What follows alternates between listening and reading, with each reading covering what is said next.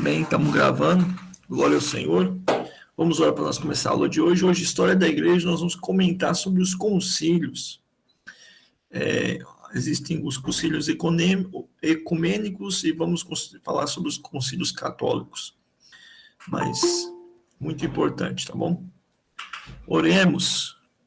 Senhor Deus e Pai, Todo-Poderoso, Criador dos céus e da terra, em nome de Jesus, nós estamos aqui para começar essa aula, para aprender mais de Ti. Enche-nos com Teu Espírito, enche-nos, meu Pai amado, Senhor, com Teu poder e glória. Pai, fica conosco, meu Pai, nos instruindo em verdade, em nome de Jesus. Amém. E glória a Deus, e glória a Deus. Amém. Deus é bom. Irmãos, hoje nós vamos falar sobre os concílios da igreja, e os irmãos vão aprender. Aqui nós vamos conseguir resumir um pouco da história da igreja e vamos começar, irmãos, a ver algumas relações de história, decisões e consequências. Ok? Em nome de Jesus. Eu vou fazer um comentário para os irmãos aqui, para deixar bem adiantado. Nós vamos usar, irmãos, o Wikipédia como referência. O Wikipédia, ela é uma fonte que, um tempo atrás, era muito desprezada, hoje tem um grau de segurança e humildade à parte, ou parte da humildade, nós vamos usar porque eu consigo filtrar, certo, irmãos? Então eu vou mostrar para os irmãos que foi o material que eu encontrei mais condensado para poder dar aula para os irmãos, certo?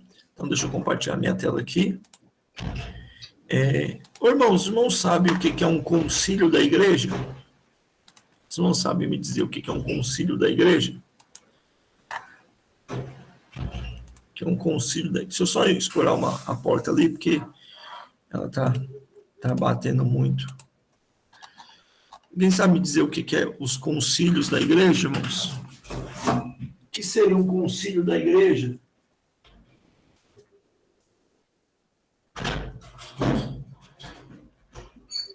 É meio que uma reunião para definir questões doutrinárias? Uma reunião para definir questões doutrinárias, uma resposta. Muito bom. Ok? Muito bom. E nós vamos ver, irmãos, como decisões de homens afetam profundamente a nossa vida, afetam profundamente nossa maneira de viver. Meus amados irmãos, os concílios da igreja sempre existiram,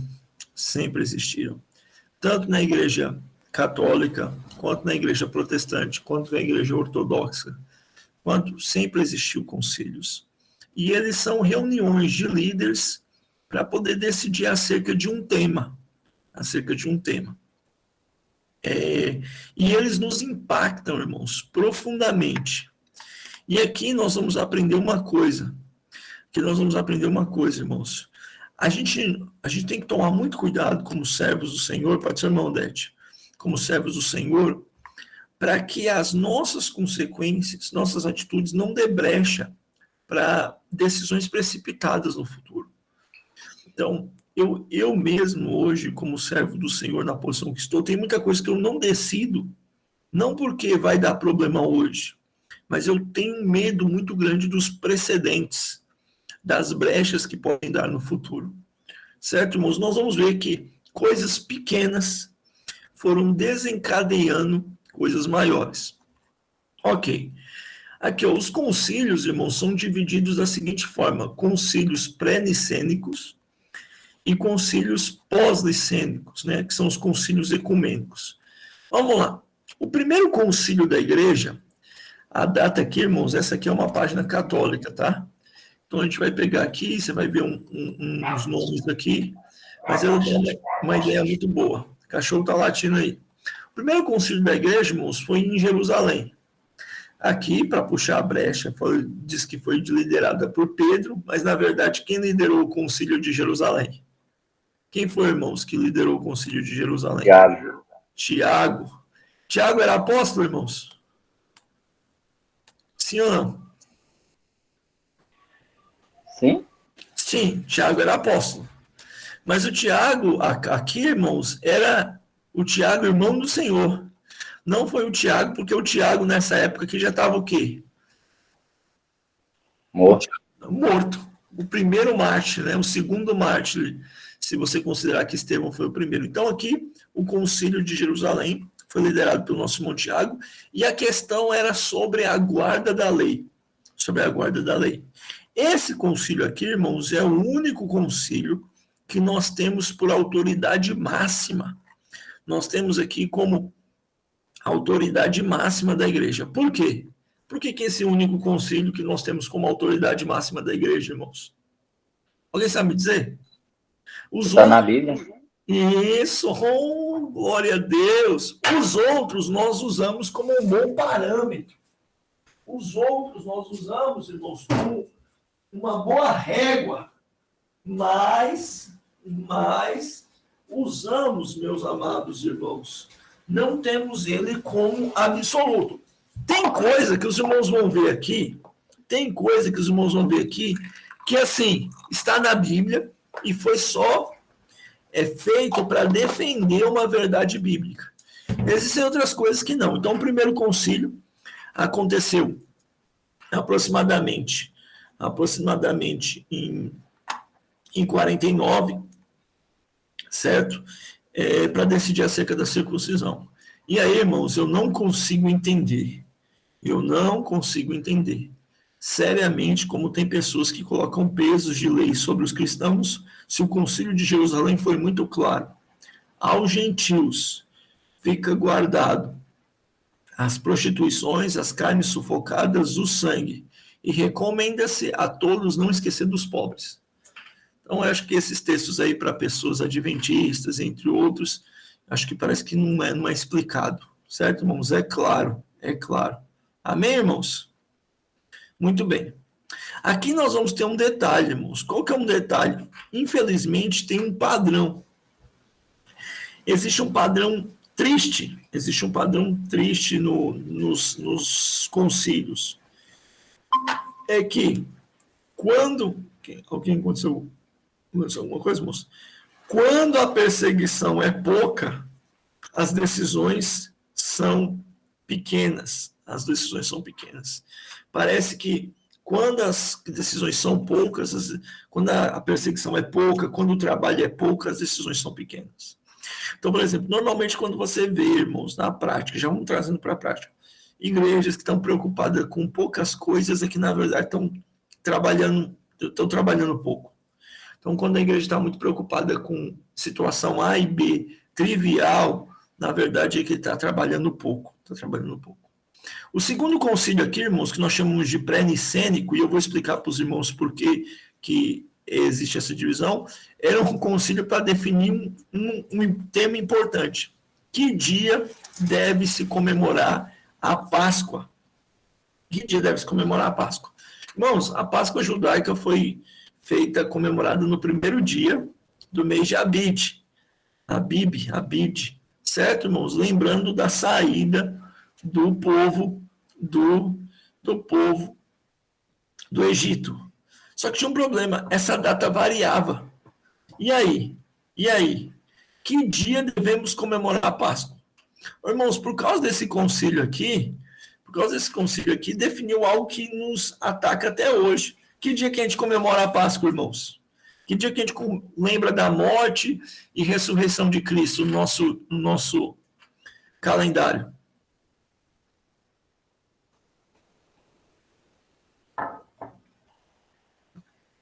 Quando, irmãos? Domingo da Páscoa, Semana Santa. E quando que é isso, irmão? Eu sei que no calendário bíblico ele é diferenciado, mas eu não sei. Não, nós fazemos um culto de Páscoa que dia? Domingo da Semana Santa, né, não? E que domingo que é? Fazia muito antes, agora hoje, ultimamente, quase não tem feito, não. É difícil uma igreja que faz. Você ainda faz? Ué, irmão, no domingo de Páscoa eu sempre prego da Páscoa. Normalmente, a nossa liturgia é uma liturgia mais simples, mas no domingo de Páscoa eu sempre prego sobre a Páscoa. Não é 9 de abril. Que dia que é a Páscoa, irmãos, que nós comemoramos? Ah, é por causa que essa data é sempre diferenciada, né? Então, que dia que é? Ficou definido? Não sei. Ah, não, irmão, vocês sabem, pelo amor de Deus, Enos. Quando que é a Páscoa, Enos? Que domingo é o domingo de Páscoa? Deve ser o segundo domingo, não? Do mês de Todo abril? segundo domingo do mês de abril, independente da data, a gente comemora a Páscoa. Ah, então é isso. É independente da data. É, ué. Eu não lembrava dessa parte aí, não. É, ué. Todo domingo. Então, irmãos, isso aqui decidiu aqui. Os ortodoxos, os testemunhas de Jeová seguem o dia literal. Eles calculam a Páscoa. Aí calculando o dia da Páscoa. Mas católicos, luteranos, protestantes escolheu aqui. Tá vendo aqui, irmãos? Uma decisão lá em 1997 foi decidido acerca da Páscoa. Isso nos impacta. Irmão, eu comemorar a Páscoa em outra data é pecado? Não. Eu deixar de comemorar também é pecado? Também não. Não tem nenhum mandamento na Bíblia que a gente tem que lembrar, fazer um culto de Páscoa. Na verdade, a gente tem que lembrar da morte e ressurreição do Senhor todo dia e toda a ceia. Mas aqui ficou uma tradição. Vamos lá. Segunda questão aqui, irmãos, o Sinodo de Cartago. Isso aqui, irmãos, aconteceu sobre o cisma novaciano. Aqui, irmãos, foi uma disputa de papas. Começou a disputar quem seria o verdadeiro papa. Certo, irmãos, da igreja. Isso aqui aconteceu em 256. Depois nós temos o outro concílio de Evina que decreta. E aqui, irmãos, não decreta. Aqui, irmãos, como a página é católica, nesse concílio sugere-se que os ministros podem também ser celibatários, assim como Paulo foi. Assim como Paulo foi. Em 314, tem outro cisma, e esse cisma é o cisma donatista. Aqui, irmãos, nós temos um problema. Qual que é o problema? 314, irmãos, 314, a perseguição estava altíssima. E aí, irmãos, eu já comentei com os irmãos sobre isso. Alguns bispos, alguns pastores, alguns obreiros negavam a Cristo durante a perseguição. E a pergunta que se faz é: se eu fui batizado por um pastor que negou a Cristo durante a perseguição, se eu fui casado por um bispo que negou a Cristo durante a perseguição, meu casamento, meu batismo vale, sim ou não? Sim ou não? Como é que é a pergunta? Esse aí foi o dilema que teve, e daí que surgiu a questão das indulgências, né? Mas não, como? Não foi nesse aí que eles discutiram se aceitariam os irmãos que negaram na perseguição, aí depois instituíram as indulgências para aqueles que negaram, para que eles pudessem retornar para a igreja. Ah, sim, entendi. Assim, cobrou uma multa, né? Mas a indulgência vai ficar mais lá para a alma, mas sem chegar. A pergunta é, um pastor, um bispo negou a Cristo. Os sacramentos ministrados por esse pastor e por esse bispo têm validade, sim ou não?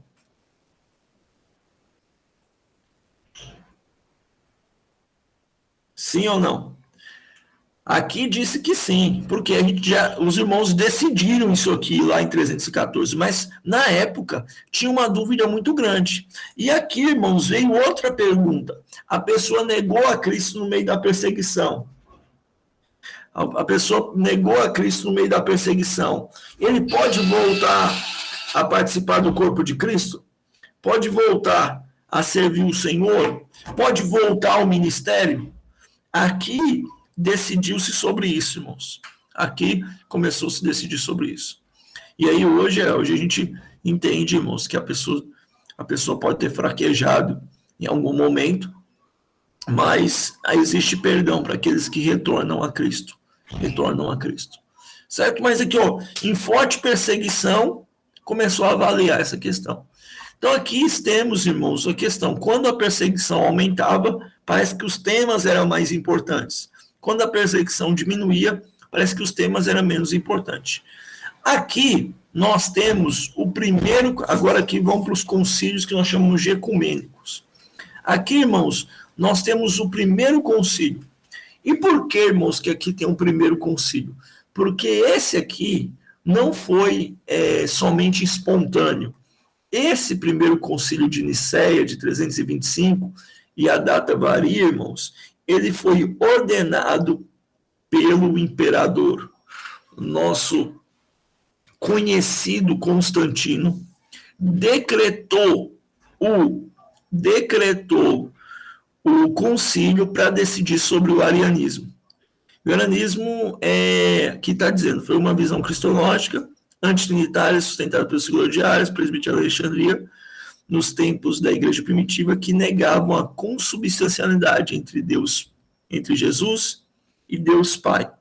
Então, estava dizendo que Jesus, Ário dizia que Jesus era um pouquinho, mas um pouquinho só um pouco. Jesus era Deus, mas era um pouquinho só inferior ao Deus Pai, certo? Por causa das suas limitações humanas. E esse concílio aqui nós chamamos de concílio universal, ou concílio ecumênico, porque foi chamado, e aqui, irmãos, o império deu dinheiro para os bispos se locomoverem, o império deu estadia para os bispos se encontrarem em Nicéia, o império proveu segurança para os bispos decidirem, e esse aqui é o primeiro concílio. Decidem, irmãos, e decidem de tal maneira que Ário é condenado por heresia e deve se retratar, e ele se retrata. O detalhe é que a sua doutrina já havia se espalhado, ok? Uma curiosidade, irmãos, Constantino não ficou muito feliz com a decisão desse conselho, porque Constantino ele tinha um lado por o arianismo, porque o arianismo depois evolui para um negócio que nós vamos ler lá para frente, que é Pelágio, já que Jesus era um pouquinho inferior a Deus, e na sua capacidade humana, Jesus conseguiu obedecer a Deus, havia uma possibilidade do homem conseguir obedecer ao Senhor, porque o homem não herdou a natureza pecaminosa. Tinha o raciocínio é complexo, mas era por aí que chega, certo? Então, irmãos, aqui é o primeiro concílio, e aqui nós temos uma coisa muito triste para a história da igreja. Coisa boa, a igreja parou de ser perseguida, diminuiu-se as perseguições. O cristianismo, nessa época aqui, deixa de ser proibido, passa a ser público, não se torna ainda a religião oficial do império, demora uns anos para isso acontecer. Mas aqui nós temos um problema. Até aqui, irmãos, os bispos, quando tinham divergência, os pastores, quando tinham divergências, iam para a Bíblia e disputavam biblicamente sobre os assuntos. A partir desse concílio, irmãos, esse aqui ainda foi isento, mas a partir dos próximos, o que acontece?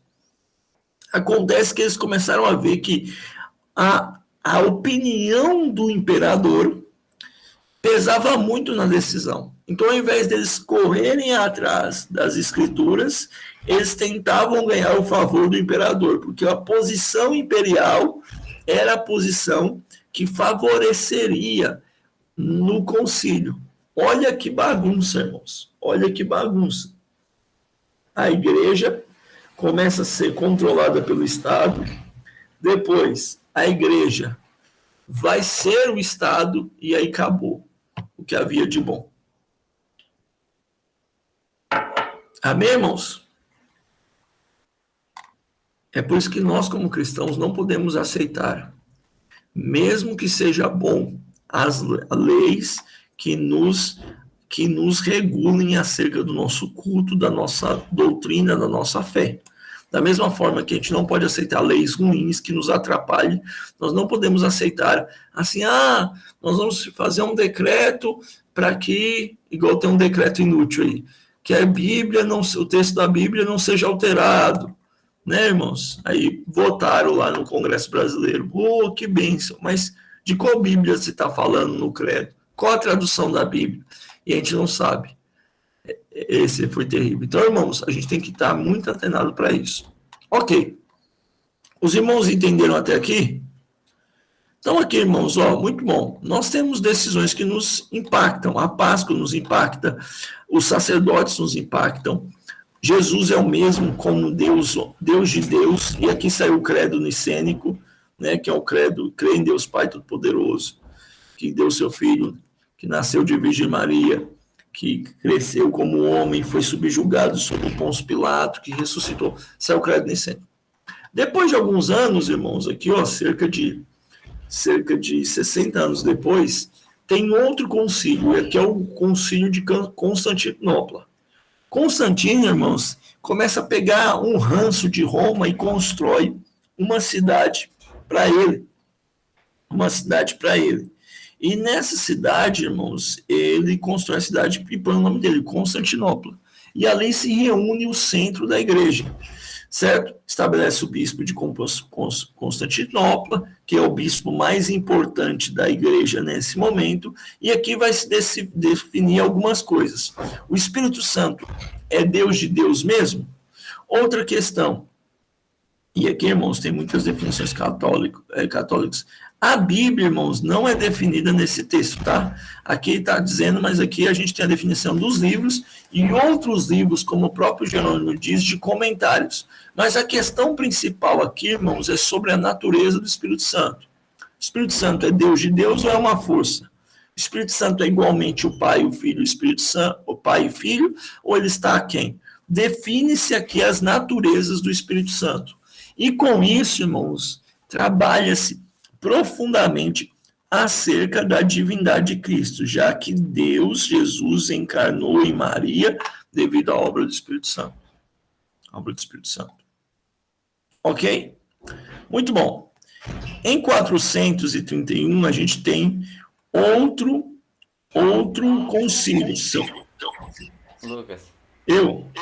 Esse último que você falou de Constantino, foi nesse aí que o Augustinho teve alguma relevância?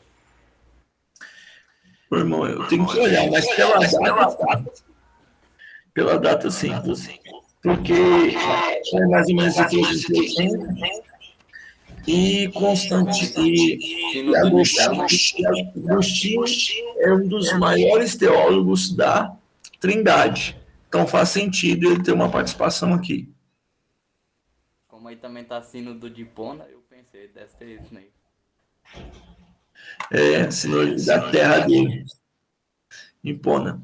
Sobre os pais da igreja, eu ia até tratar sobre os pais da igreja aqui, mas tem um vídeo próprio disso, ministrado pelo irmão Nedson, e eu falei, eu não vou chover no molhado.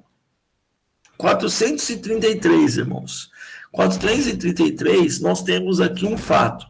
Nesse concílio, irmãos, de Constantino, esse Constantinopla I, sai esse credo. E deixa eu mostrar esse credo para os irmãos aqui. Quer ver, ó? E os irmãos vão ver como que uma pequena coisa pode nos dar problema. Quer ver? O credo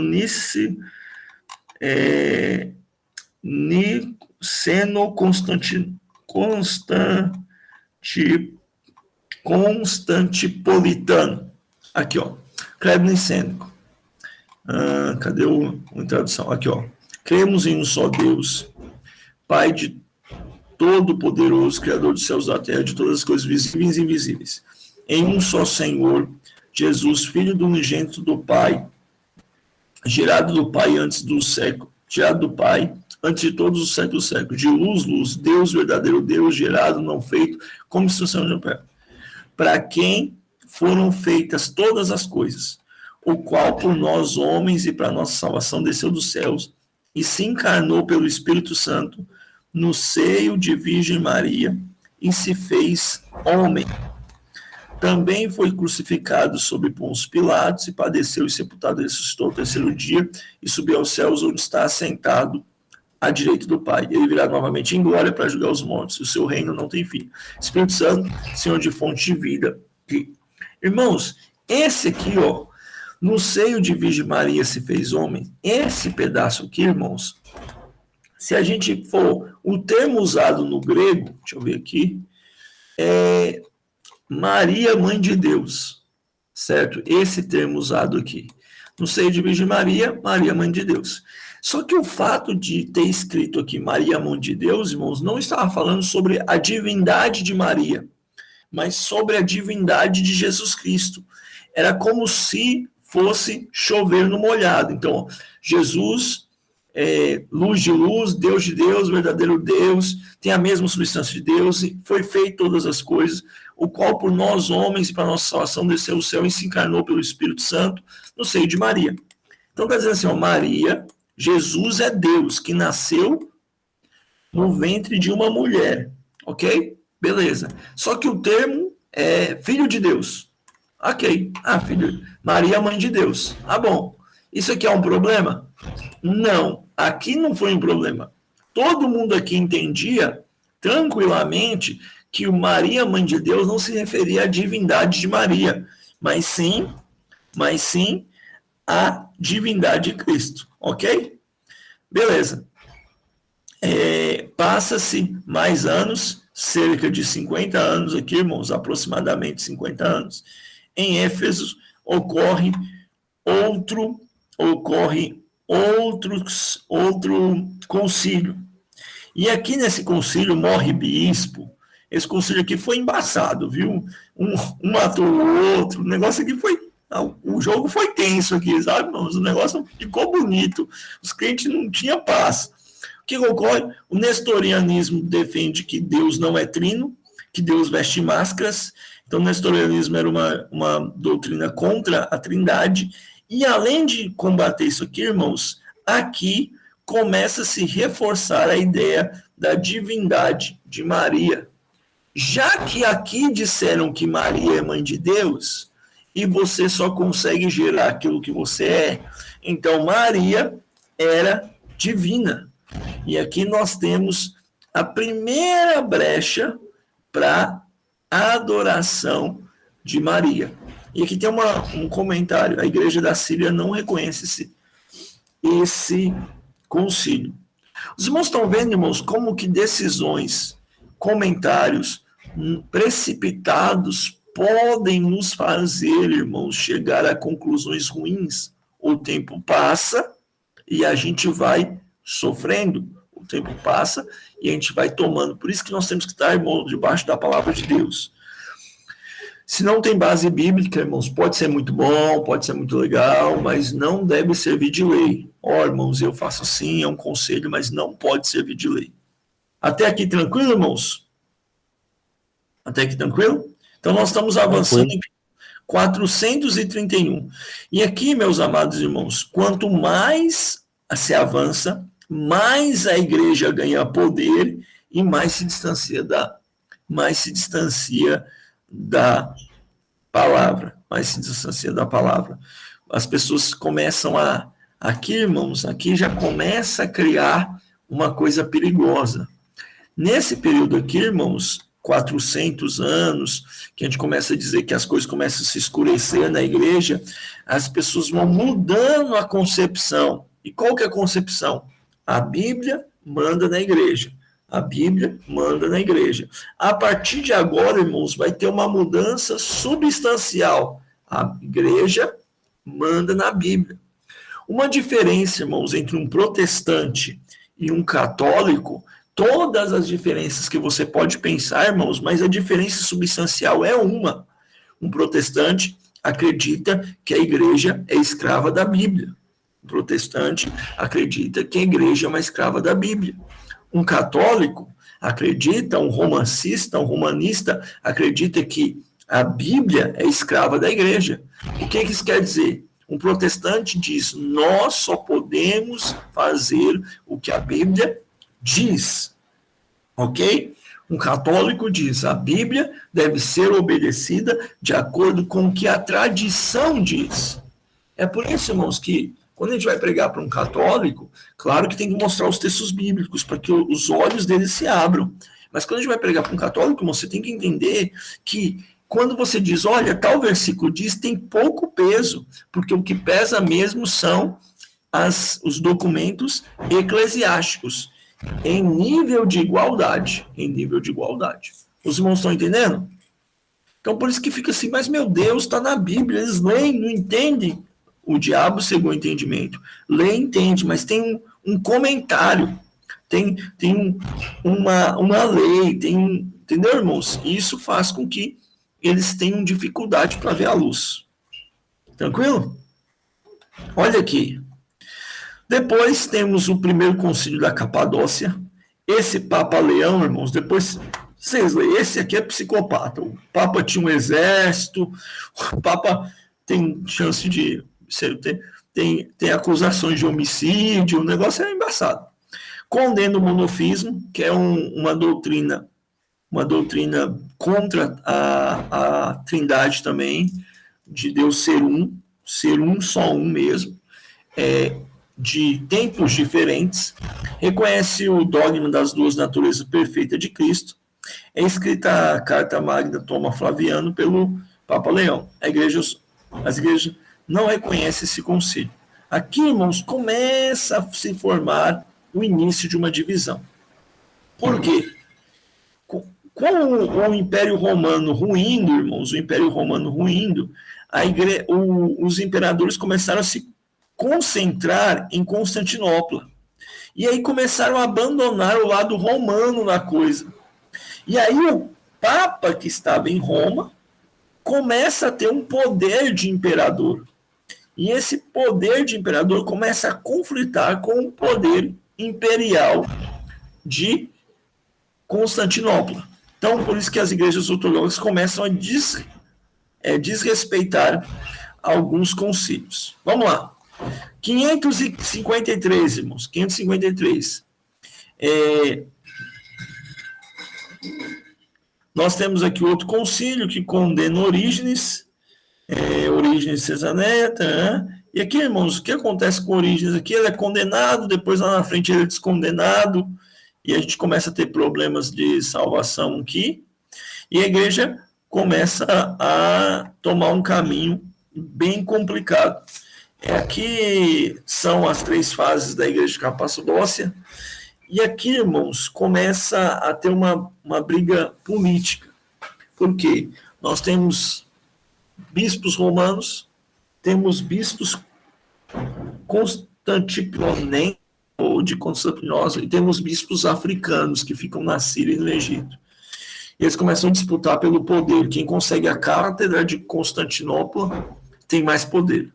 Depois temos o Concílio de Constantinopla III, alguns anos depois, reconhece como dogma as duas divindades de Cristo e condena o monoteísmo. Monoteísmo é outra heresia acerca da trindade. Nicéia II, esse que é perigoso. E aqui, irmãos, nós já estamos bem longe, da palavra de Deus. Aqui reconhece a veneração às imagens. E essa veneração aqui, irmãos, e condena aqueles que não iconoclastas são aqueles que rejeitam as imagens, tá, irmãos? Somos nós seríamos iconoclastas, que a gente rejeita a veneração às imagens. Ô, irmãos, e essa veneração aqui começa a acontecer, irmãos, porque um bispo, em mais ou menos 600, teve uma ideia genial. Alguém sabe qual foi a ideia genial desse cara? Usar as ilustrações para ensinar o povo. Isso. Começar a usar as ilustrações para poder ensinar o povo. De tal maneira que as pessoas ficarem presas à ilustração e lembrariam-se de Deus verdadeiro. Ok? Só que qual que é o detalhe? Com o passar do tempo, as pessoas começaram a dar poder a essas ilustrações. De tal maneira que aquela ilustração que indicava para Deus, agora era o próprio Deus. Ok? E aí usa esse termo aqui, veneração, irmãos. Veneração é o seguinte, nós não adoramos, nós veneramos. No dicionário é diferente, mas na prática é a mesma coisa. Você põe fé, você ora, você espera. Ok, irmãos? Então vamos lá. Muito bem. E aí, irmãos, os irmãos estão vendo que as coisas vão piorando porque a igreja não passa por perseguições. A igreja não passa por perseguições aqui. A cada tempo a igreja está mais soberana, mais poderosa. Os bispos estão mais luxuosos. A glória da igreja está cada vez maior. Aqui tem outros concílios, e aqui começa a ter o cisma oriental. Os bispos, que são chamados de patriarcas depois de um tempo, são como se fossem bispos regionais, supervisores, começam a não aceitar os mandos de Roma, e o Papa Adriano, eu li um livro sobre a história da igreja, ele escolhe os bispos mais inflexíveis para ir conversar com Constantinopla, e o bispo já chega com uma carta de exclusão, então já começa a complicar e a igreja se divide. Por exemplo, irmãos, na Turquia, em Moscou, na Rússia, na Grécia, em parte da África, nós temos uma igreja que chama-se de ortodoxa, que são uma divisão da igreja católica, a primeira grande divisão da igreja católica, que se dá mesmo em 1100 e pouco, mas começa aqui. Beleza, irmãos? Vamos lá. Aqui, irmãos, vocês estão vendo que nesse concílio não tem nenhum tratado teológico. Aqui, irmãos, são questões políticas. Quem disputa onde disputa onde. Então, detalhe, irmãos, por exemplo. Eu, quando era mais novo, cara, eu gostava, viu, moço? Até hoje, quando a igreja tem movimentação de obreiros, você fica assim, nossa, fulano foi para tal lugar, que legal, fulano assumiu tal lugar, e agora? O que ele vai fazer? Tal. Isso é natural da vida, né? Da vida da igreja. Mas aí tem pessoas que entram no ministério para disputar poder, disputar posição. Então aqui está aí. Certo, irmãos? Ô, irmãos, e aqui só um comentário sobre disputar poder.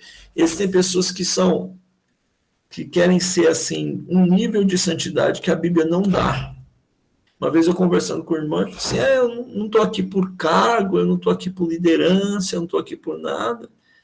Eu falei, só que o tom que ele colocava era um tom assim, eu não preciso me envolver, não preciso sacrificar, isso aí eu estou aqui, não estou aqui para galgar posições. Não, irmão, o desejo de não ter posições é bom, mas o desejo de não se envolver profundamente na obra é ruim. Então, não tem esse negócio, não, tem que se envolver. Se vier reconhecimento terreno, amém. Se não vier, mas tem que se envolver. Vamos lá, irmãos.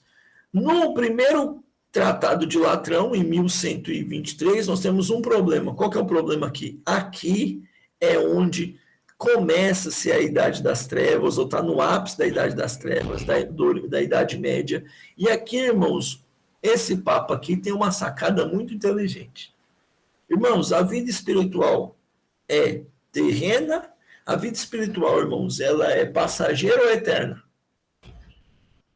Sim ou não? Passageira ou eterna a vida espiritual? Eterna. Eterna. Ok. A igreja trabalha com a vida espiritual ou com a vida material, irmãos? Respondendo de maneira assim. Maneira simples. Espiritual. Espiritual.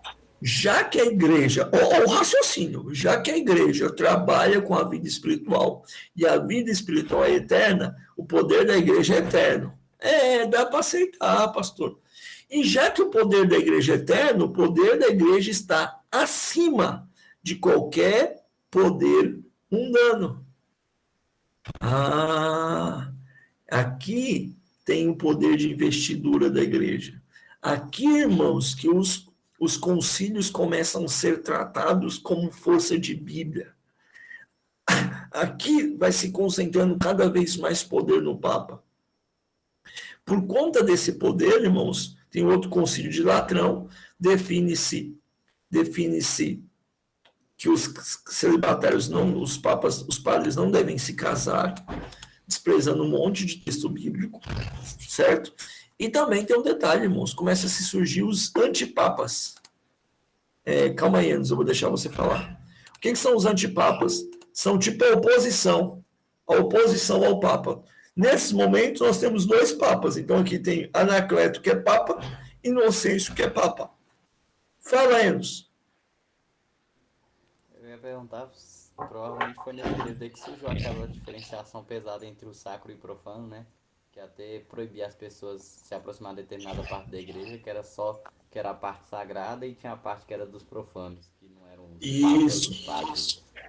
Ô, irmãos, e aqui, John, tenho que estudar isso com mais propriedade, mas, por exemplo, como é que o catolicismo leva essa relação de igreja? O catolicismo leva essa relação de igreja é o seguinte, ó. É como se fosse, irmãos, de uma maneira bem simples, cobertura espiritual. Muitas doutrinas, irmãos, quem tem que tomar um cuidado, e quando eu digo muitas doutrinas, irmãos, isso está empregado em qualquer vertente protestante. Qualquer vertente protestante. Uma hora, se Jesus me der graça, eu mostro o que resta do romancismo em várias vertentes protestantes. Então, diz o seguinte, irmãos, por exemplo, a vida espiritual da igreja depende da vida espiritual do padre. Se o padre é santo, a igreja é santa. Se o bispo é santo, a diocese é santa. Os irmãos estão entendendo? Se o arcebispo é santa, o domínio é santo. Se o papa é santo, a igreja é santa. De tal maneira que a minha santidade como indivíduo clérigo, meu indivíduo leigo, depende da santidade do clérigo. Depende da santidade do sacerdote. Os irmãos estão entendendo? É por isso que uma das questões do protestantismo é o sacerdócio universal dos santos. Eu respeito os pastores que gostam de fazer paralelo entre pastores e sacerdotes, certo? É válido, irmãos, como uma aplicação, mas não é válido como doutrina. Eu, servo do Senhor, pastor da comunidade que o Senhor me permitiu, não tenho privilégio espiritual algum acima de qualquer outro irmão. O que eu tenho é, talvez, mais experiência. O que eu tenho, talvez, sejam dons e talentos que o Senhor me capacitou para dirigir a igreja de Cristo. Mas, diante de Deus, a oração de um pastor e a oração de um novo convertido estão de igual peso. Amém? Pode falar, quem levantou a mão pode falar, Enos. Só lembrando, eu lembrei de uma curiosidade, é que mais ou menos nessa época aí, daí pra frente, quando começou a construir as catedrais também, elas eram formadas em formato da cruz romana, a nave da igreja, e o púlpito ficava ali mais ou menos no centro da cruz, virado para os papas ou para os sacros, para os cardeais e para os sacerdotes. E o padre ficava de costas para a igreja e dava a missa virado de frente para os sacerdotes. Isso. E aqui, por exemplo, a missa era em latim, porque só os sábios podiam ouvir, a Bíblia era em latim. Então, assim, existe uma série de questões para que o poder estivesse sobre os cristãos. Muitos irmãos, e aqui é só um comentário, muitas pessoas ainda carregam esse peso com medo de perderem o respeito, com medo de perderem a honra, sabe? Existem muitos líderes protestantes que não ensinam, alguns nem sabem, aprenderam errado e vão repassando, porque a igreja tem que ser muito mais crente para respeitar, honrar, cuidar bem do seu pastor, quando sabe que ele tem o mesmo nível de autoridade espiritual que qualquer um santo. A igreja tem que ser muito mais crente por conta disso, que normalmente não é tanto assim, certo? Do que quando lembra que o pastor está num nível superior, numa posição melhor. Então, irmãos, o sacerdócio é para todos os santos. O poder da igreja está sobre todos os servos do Senhor. Tá bom? Ok. Vamos lá. Aqui acaba com a cisma do antipapa. Temos outro concílio de Latrão. Irmãos, Latrão é uma cidade da Itália, tá? Só para os irmãos terem ideia aqui. Temos outros concílios de Latrão e aqui, irmãos, começa-se a ter aqui, ó, a data, 1179.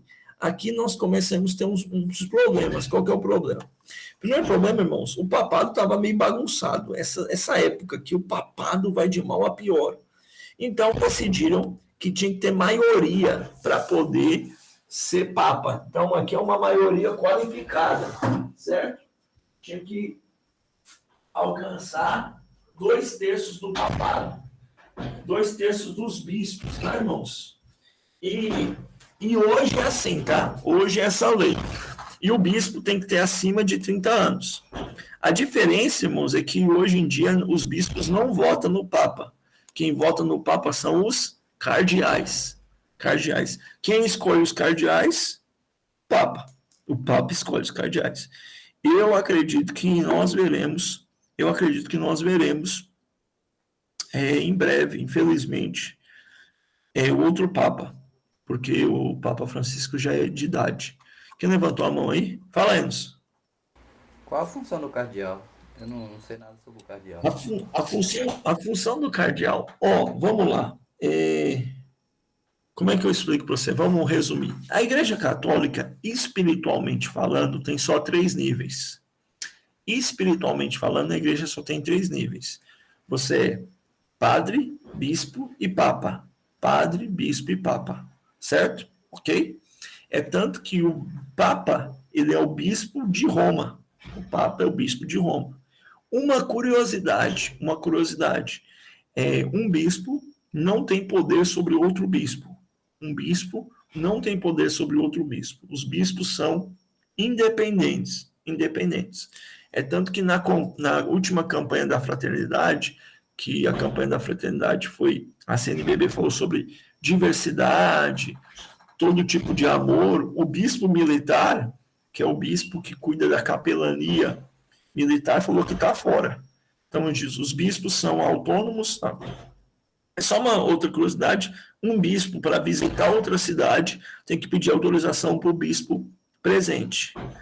Aí fala assim, e em lugares que tem mais de um bispo, por exemplo, cidades grandes têm mais de um bispo. Normalmente tem um bispo titular e os outros bispos ganham pequenos principados em Roma, pequenas congregações em Roma, porque eles são senhores de posse, certo? Ok. O que são os cardeais? Os cardeais são bispos que se destacam e ganham o poder de voto. Normalmente se destacam por excelentes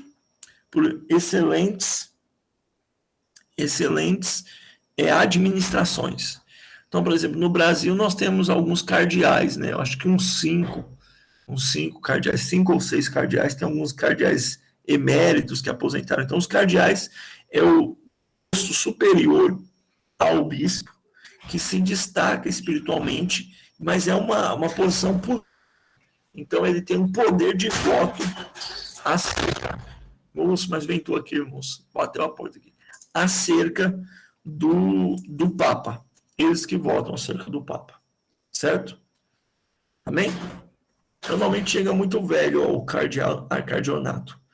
E aqui, irmãos, nós temos um problema. Olha, fala, Enos. Respondeu, Enos? Sim, foi sem querer. Ah, tá. Aqui nós temos um problema. Irmãos, qual que é o problema aqui? Lê essa frase aqui. Qual que é o problema? Aqui, ó. Qual é o problema nessa frase aqui, irmãos? Ó. O que tem de errado aqui? O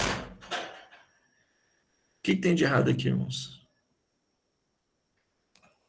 2/3 para escolher o líder da igreja é um problema, irmãos? Sim ou não? Não. É um problema, irmãos?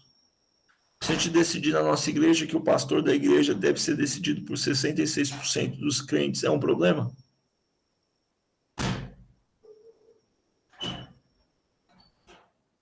É ou não é, irmãos? Não é um problema. Não é um problema. Irmãos, que o líder da igreja, o pastor, tenha mais de 30 anos, isso pode ser um problema? É antibíblico, mas a Bíblia. Mas não é um problema. É um problema? Não é um problema. A pessoa tem que ter um mínimo ali. Eu tenho 32 anos. Tenho 32 anos, nasci na igreja. Fui consagrado ao diaconato há 8 anos, sou pastor há 4, e o povo ainda acha que eu sou novo. E sou novo mesmo. Então, daí a gente fala assim, o pastor é novo, né? Como se idade fosse qualificante de alguma coisa. Mas vamos lá. Aqui, irmãos, nós temos um problema. Aqui nós estamos começando a ver a igreja decidir profundamente acerca dos nobres. Os cátagos eram uns unicistas que negavam o poder do Papa e acreditavam numa única natureza de Cristo. E eles recebiam poder de alguns barões no sul da França, porque eles eram bem trabalhadores, dedicados e tal. E o Papa manda queimar todos os cátaros e exclui os nobres que apoiavam eles. Era tipo assim, você está andando com alguém errado? Pois é, você não tem o direito à exclusão. E aqui, irmão, excomungar-se, irmãos, esse excomungar-se aqui, a pessoa estava condenada ao inferno. E um excomungado podia ser morto por qualquer outra pessoa que não lhe causaria danos. Meu pai, às vezes, usava o termo excomungado para falar de alguém mal. Aquele excomungado, certo? Então, aqui, irmãos, excomungar alguém era tipo assim, se a igreja resolvesse excomungar, vou pegar aqui, Samuel, qualquer um podia atirar em Samuel que não seria condenado, porque os hereges merecem ser mortos. Os irmãos estão vendo como que a coisa foi ficando complicada? Vamos lá. Aqui, 512. E aqui, irmãos, nós devemos ter 1 minuto de silêncio. Por quê, irmãos? Aqui determina que todo cristão, chegado ao uso da razão, é obrigado a receber confissão e eucaristia na Páscoa. Tinha que confessar os pecados para o sacerdote para ser perdoado. Nós entendemos, irmãos, que os crentes devem confessar os pecados uns para os outros para serem curados, ajudarem a terem força na caminhada, certo? E aqui era obrigado. E aqui condena os aborígenes e os valdenses. Os maniquenses eu nunca estudei não, irmãos, mas aqui, albanígenes e os valdenses, meus amados irmãos, são os primeiros protestantes. Nesses 2 grupos nós encontramos sinais evidentes de um pentecostalismo ou de um proto-pentecostalismo. Eram pessoas muito dedicadas à comunhão com Deus, muito dedicadas, e que negavam algumas liturgias da igreja, são condenados, nossos primeiros irmãos em 512. E aqui a transubstanciação. Alguém sabe dizer o que é transubstanciação, irmãos? Essa porta está batendo muito. O que é? O pão e o vinho na ceia se transformam literalmente no corpo e sangue de Cristo. Isso. Irmãos, algumas igrejas ainda são transubstanciações. Por exemplo, eu era, sem perceber, transubstancialista, até um dia que eu fui estudar. Por quê, irmãos? O que eu fazia? Eu já fiz isso várias vezes. Acabava a ceia, o suco orado não podia ser bebido e o pão tinha que ser jogado fora, enterrado, queimado. Porque alguém que não é batizado não podia comer aquilo, certo? Isso é uma tradição católica. A gente acredita que o Senhor está presente enquanto nós celebramos. A partir daquele momento, o suco de uva e o pão, acabou o culto, acabou a ceia, acabou a unção do pão, acabou a unção do suco. Torna-se elementos comuns. Irmãos, eu falo assim, eu tenho na razão isso, sabe, irmãos? É tanto que a gente distribui os pão para as crianças quando acaba o culto, o suco para as crianças. Mas isso foi tão de mim por muitos anos que tocar nesse assunto mexe comigo. Mexe comigo. Então, assim, tinha que queimar ou enterrar. Então, assim, por que eu faço com os irmãos? Eu vivi isso por 26 anos, depois eu fui vendo, fui aprendendo, eu falei, realmente. Então, assim, mas é muito intrínseco. Por quê?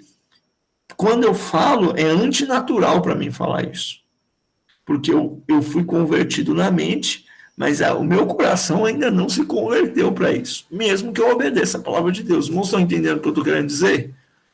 Querendo dizer? Quer ver outra coisa que demorou para eu desapegar? Pregar sem gravata. Pregar sem gravata foi um processo que eu demorei desapegar, certo? Hoje eu uso gravata sem nenhum peso e prego sem gravata sem nenhum peso. Então tem questões, são tradições que são muito próprias de nós e a gente não é natural abandoná-las, mas é bom abrir mão para que a gente seja mais bíblico, certo? Então aqui, irmãos, ó, o suco de uva, pão, amém, acabou, certo? Ah, pastor, eu guardo essa tradição. Amém, não peca, certo? Ok. Vamos lá. Outro concílio aqui. Ô, irmãos, deixa eu ver aqui. Ixi. Irmãos, eu vou dar uma acelerada aqui. São 10h12, a gente começou mais tarde. Pode continuar, irmãos? Tá tranquilo? Pode continuar aqui? Amém? Mais uns minutinhos aqui. Vamos lá. Aqui, irmãos, esse concílio excluiu Frederico, imperador do Sacro Império Romano, rei da Itália. Por que excluiu, irmãos? Porque, e aqui a gente tem um pior caso, irmãos. A partir desse momento, a igreja virou o senhor de tudo. Frederico foi correndo pedir perdão para o Papa, para poder... Irmãos, tem que entender, irmãos. Hoje, 2022,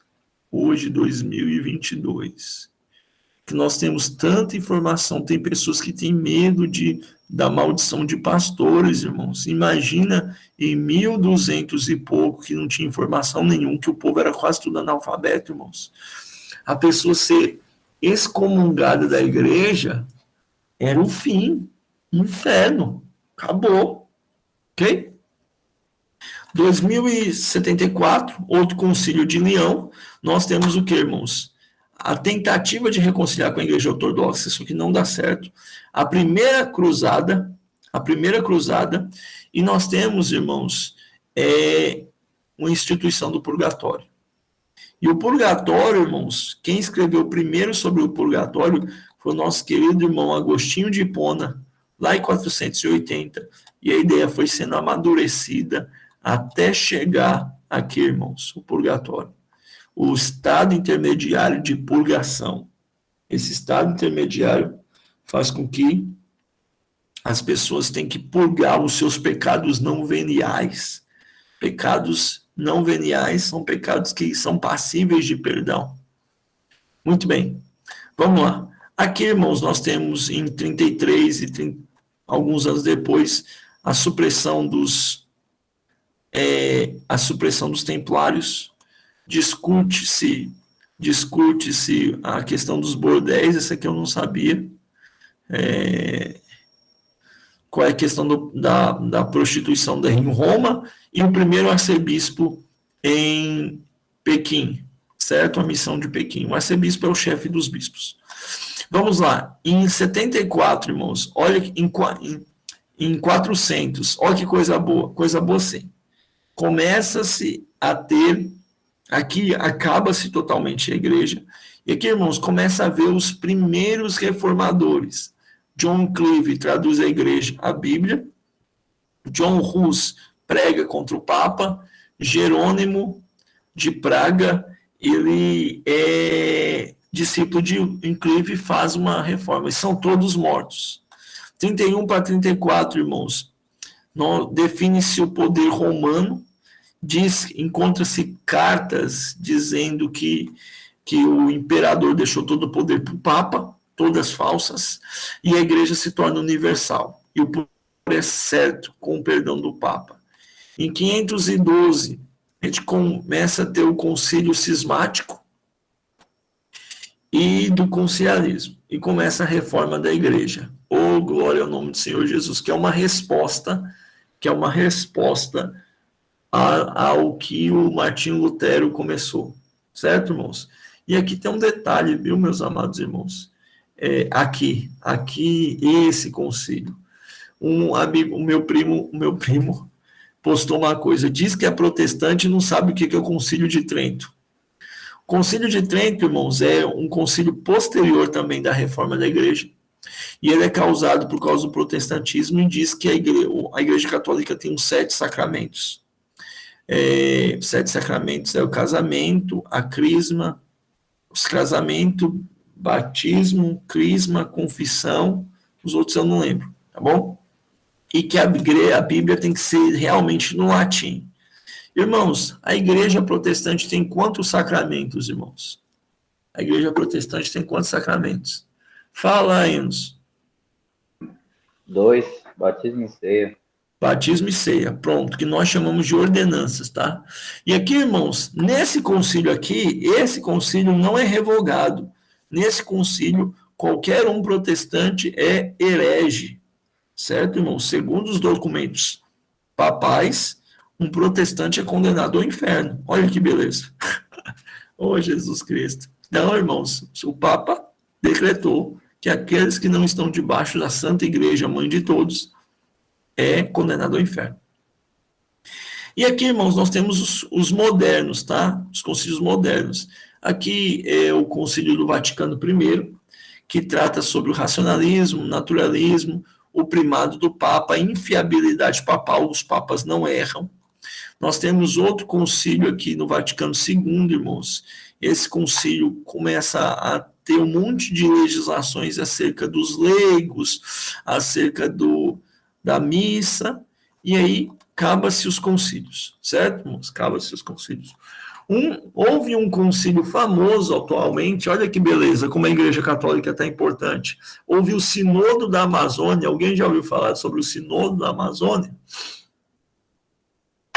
Sim ou não? Aconteceu em 2020.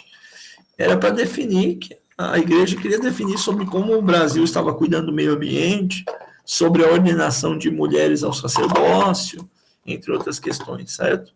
Sobre pautas de aborto. Foi o concílio mais esquerdista da Igreja Católica. Aqui, irmãos, nós temos uns detalhes. Por exemplo, os anglicanos, luteranos e algumas deus reconhecem 4 concílios ecumênicos. A gente reconhece, irmãos, até o concílio de Éfeso, tá? A gente considera até o concílio de Éfeso, irmãos, concílios bíblicos. A partir daqui, tem coisas boas aqui, mas começa a ter as distorções. E aí, irmãos, existem concílios protestantes. Por exemplo,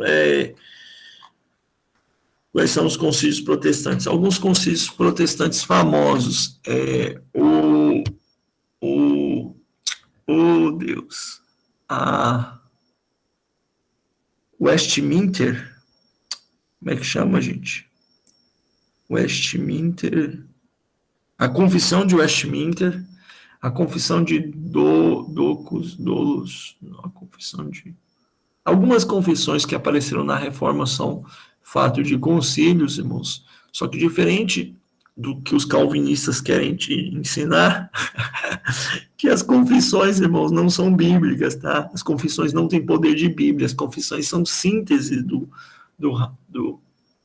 raciocínio bíblico, tá? As confissões não passam de síntese do raciocínio bíblico. Então, irmãos, a gente pode se reunir, se decidir, lembrando que toda decisão vai causar,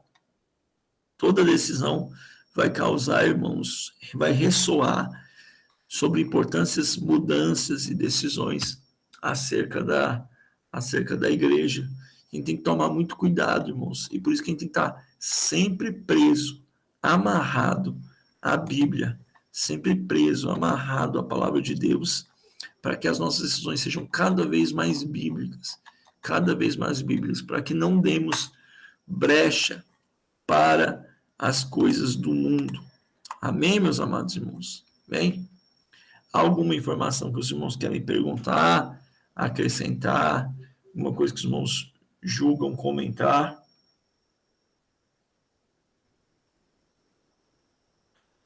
Sim ou não?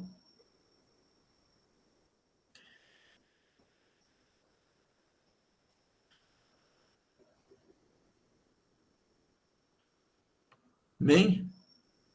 Fala comigo, irmãos. Fala comigo, santo!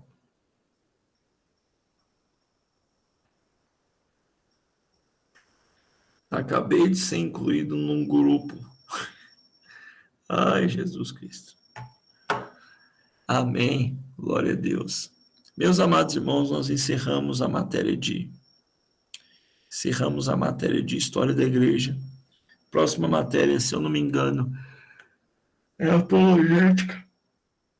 Vou olhar aqui para ter certeza. Deixa eu olhar aqui para a gente não ter dúvida. Calma aí, só para eu tirar essa dúvida. Na próxima matéria é apologética, isso mesmo, irmãos. Começa 10. Nós temos 3 encontros sobre apologética, depois homilética, depois ética cristã, e aí nós já estamos acabando o curso. Meus amados, vamos fazer as atividades, vamos entregar as atividades para que nós possamos formar em nome de Jesus Cristo. A obra precisa, irmãos, a obra precisa de pessoas capacitadas para ensinar a palavra de Deus. Não nos acomodemos, irmãos, não nos acomodemos. Eu fico...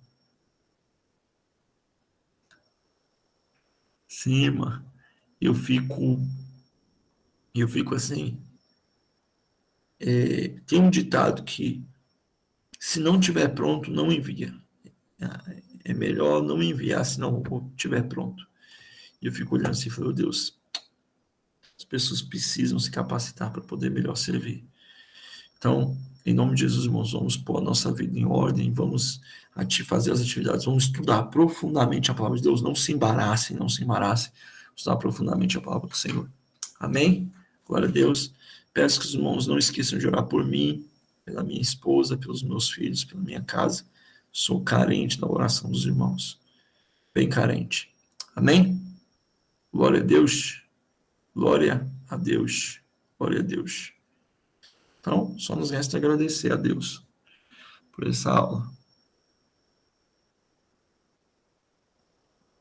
Oremos. Senhor, meu Deus e Pai, em nome de Jesus, nós estamos aqui em Tua presença, Pai, para dizer que o Senhor é maravilhoso, Rei fiel e verdadeiro. Meu Pai, em nome de Jesus Cristo, Pai, nos ajuda, Senhor, a estar na Tua presença, a aprender mais do Senhor. Meu Deus, perdoa os nossos pecados que são tantos, Pai. Às vezes, Pai, eles nos assaltam, Senhor, tomam de nós, Pai, as redes, nos roubam de Ti, Pai, nos ajuda, nos perdoa. Nos faça afirmar cada vez mais em Ti. Ajuda os nossos irmãos em cada dificuldade. Quero te ajudar, Senhor. Graças aos Teus filhos, Pai, no nome de Jesus. Amém. E glória a Deus. Glória a Deus. Irmão Enos e Samuel, me dá um minutinho aqui, rapidão, só para eu deixar uma coisa organizada.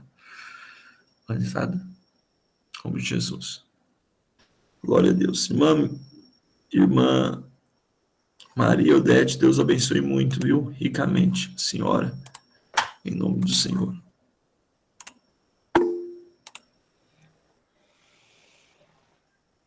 Não vai finalizar a gravação, não? Quê? Não, já parou de gravar. Que Deus abençoe toda a família, todos nós. Amém.